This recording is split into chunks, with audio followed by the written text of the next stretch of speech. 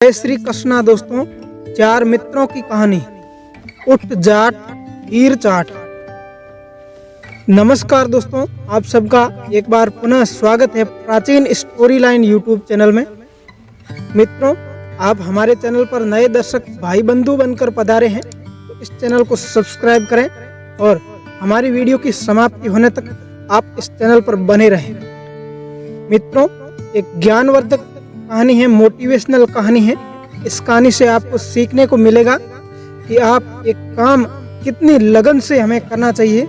जो इस कहानी में जाट की लगन है, उस प्रकार हम अगर हर काम लगन से करेंगे तो 100% सक्सेसफुल होंगे। इस प्रकार आपको इस कहानी में बहुत कुछ ज्ञान मिलने वाला है।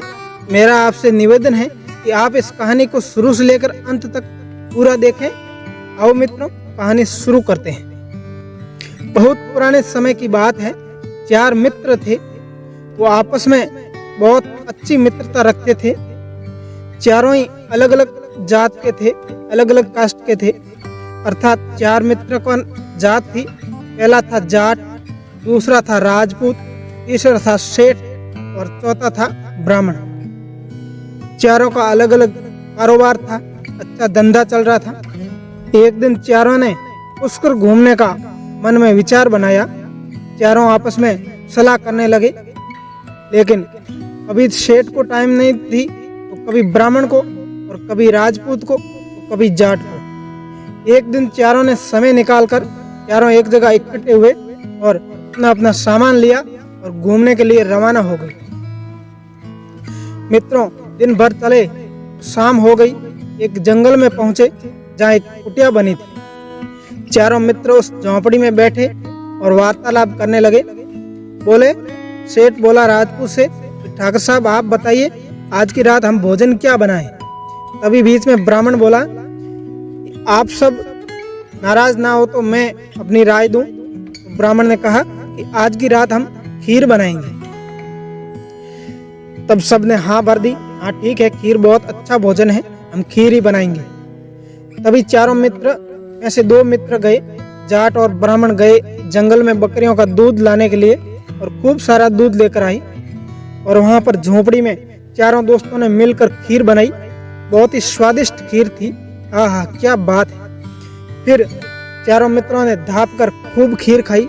उसके बाद भी एक प्याला खीर का बच गया। तभी चारों मित्रों ने इकट्ठे होकर उस खीर के बारे में सोचा और बात करने लगे कि यह खीर सुबह के लिए रख दे, हम नाश्ता करेंगे। तभी ब्राह्मण बोला, सुबह इस खीर से हम चारों नाश्ता नहीं कर पाएंगे, यह खीर बहुत कम है। तभी सेठ ने बोला, आप सब लोग सुनो, अभी सो जाओ। जिसको अच्छा सपना आएगा वो सुबह अपना सपना सुनाए और इस खीर को पी लेगा। सबने बोला, हाँ ठीक बात है, चलो सो जाओ। राजपूत, सेठ, ब्राह्मण तीनों तो सो गए, लेकिन जाट बड़ा ही चतुर था, बड़ा लालची था। उसने सोचा, यार ये खीर मुझे तो सपना आएगा नहीं अच्छा, पता नहीं किसको अच्छा सपना आएगा और कौन ये खीर पिएगा।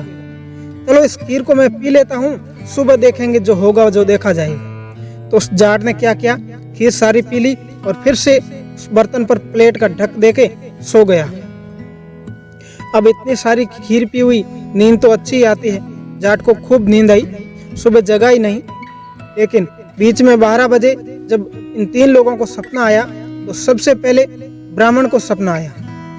ब्राह्मण देवता को सपना आया कि भगवान श्री राम का विवाह हो रहा है और वहाँ कोई चौरी पन्नाने वाला ब्राह्मण नहीं है। और कुछ भगवान श्री राम के दूत आए, सैनिक आए कि ब्राह्मण देवता आप चलिए और भगवान श्री राम का विवाह कराइए। तभी ब्राह्मण वहाँ चला गया और भगवान श्री राम का विवाह करा के वापस सपने में आ गया। नेक्स्ट सेठ जी को सपना आया।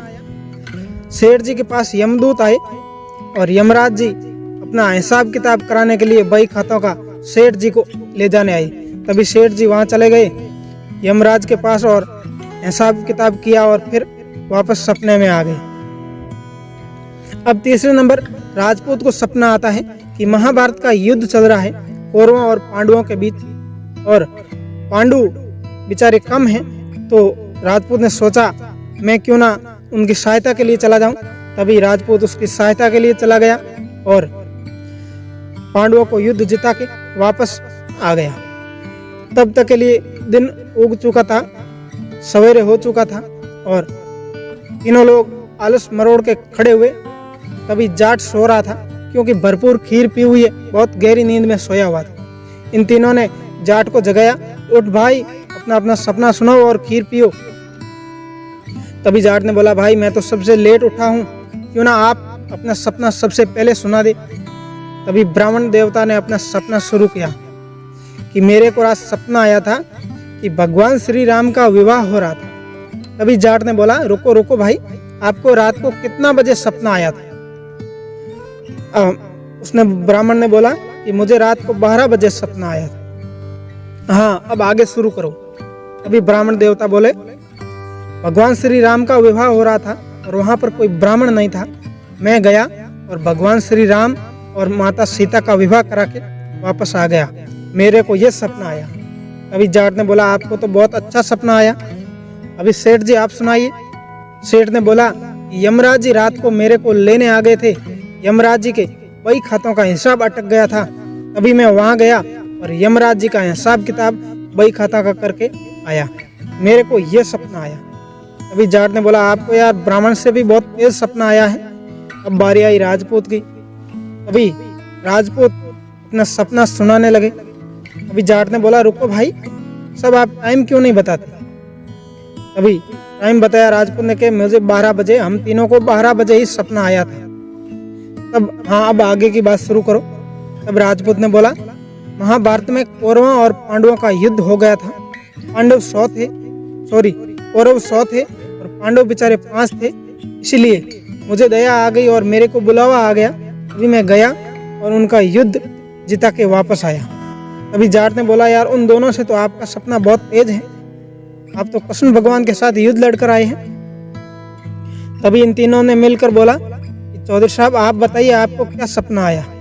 तभी जाट ने बोला, भाई ठीक 12 बजे मेरे को भी सपना आया और हनुमान जी मेरे ऊपर आकर मुझे पुकारने लगे, उठ जाट खीर चाट। सभी लोग बड़े हैरान में रह गए। तभी जाट ने बोला, हनुमान जी मेरे 3 मित्र और हैं, हम सुबह जब सपना सुना के ये खीर पियेंगे। तब हनुमान जी ने बोला, गोटे की मारो या खीर पीता है? तभी मैंने वो खीर पी ली और हनुमान जी भी चले गए। तभी इन तीनों ने बोला, यार ऐसे कैसे खीर पी ली तूने? पुकार तो सकते थे ना, हम तुम्हारी सहायता करते। तभी जाट ने बोला, यार ब्राह्मण तो भगवान श्री राम के विवाह में गया हुआ था, सेठ जी यमराज का हिसाब किताब करने गए हुए थे और ये राजपूत भाई युद्ध लड़ने गया हुआ था। मैं किनको पुकारूं? मैं तो अकेला था और डर गया। डर के मारे जैसा हनुमान जी ने कहा मैंने खीर पी ली। फिर क्या था, जाट ने अपनी खीर पी ली और फिर वो अपने रास्ते चले गए। तो मित्रों, आपकी हर काम के प्रति जाट जैसी लगन होनी चाहिए कि हमें ये काम करना है, चाहे कुछ भी हो जाए, हमें ये काम 100% करना है। दोस्तों, इस प्रकार आपकी लगन होगी किसी भी काम में तो आप 100% सक्सेसफुल होंगे। धन्यवाद मित्रों, उम्मीद करता हूँ आपको ये कहानी बहुत अच्छी लगी होगी। तो अपने मित्रों और दोस्तों के साथ शेयर जरूर कीजिएगा।